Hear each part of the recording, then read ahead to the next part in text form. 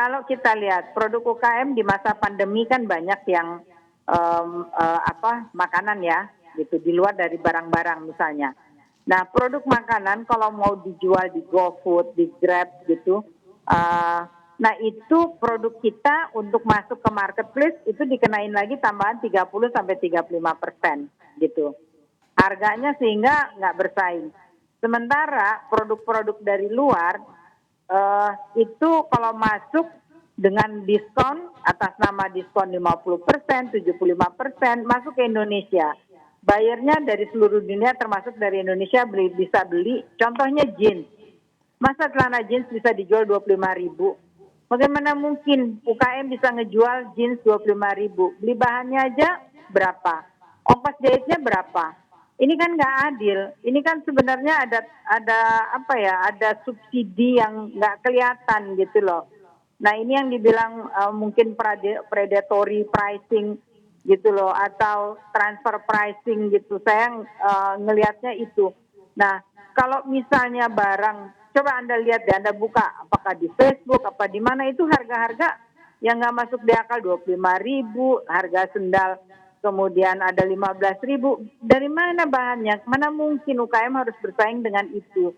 Apakah di sana misalnya pasarnya karena produknya banyak nggak laku dilempar ke Indonesia?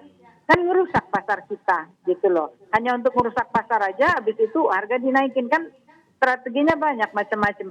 Tapi yang jelas ini tidak adil. Begitu kita udah mati UKM-nya kan nggak bisa jualan lagi gitu. Baik, Bu Yani, Anda tadi menyebut bahwa memang harga kita tidak lebih kompetitif daripada harga produk impor begitu. Dan apakah menurut Kadin ada cara lain begitu Bu Yani untuk harga-harga dari UMKM juga dapat diturunkan ataupun lebih murah juga daripada impor? Yang pertama, barang-barang impor yang masuk ke Indonesia harus kena bea gitu loh. Dan ada harga kewajaran lah dilihat. Pemerintah buat regulasi itu.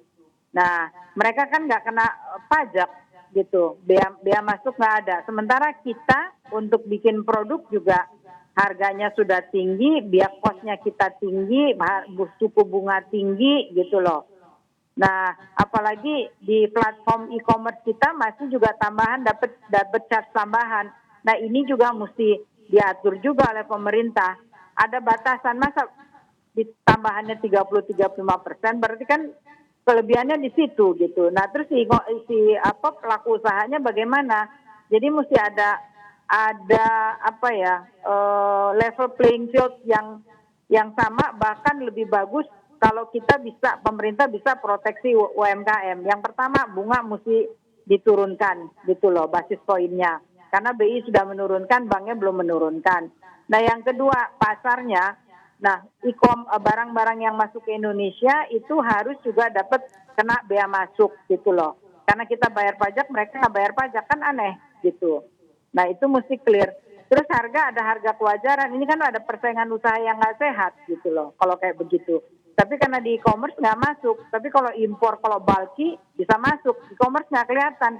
Kelihatannya kecil, retail. Tapi kalau misalnya yang beli 1 juta, karena e-commerce nggak kelacak sama kita, sementara kalau kita ekspor kan kelihatan juga, kita mesti bayar gitu. Nah itu yang saya kira Departemen Perdagangan harus masuk ke situ, dan pajak juga harus masuk ke situ. Harus sama-sama lah Departemen Perdagangan sama Departemen Keuangan duduk untuk mengatasi ini, gitu. Karena ini ada persaingan yang tidak sehat sudah. Jangan lupa untuk install aplikasi CNBC Indonesia dan bisa di-download di Play Store dan juga App Store untuk mengikuti perkembangan berita informasi terkait ekonomi dan juga bisnis.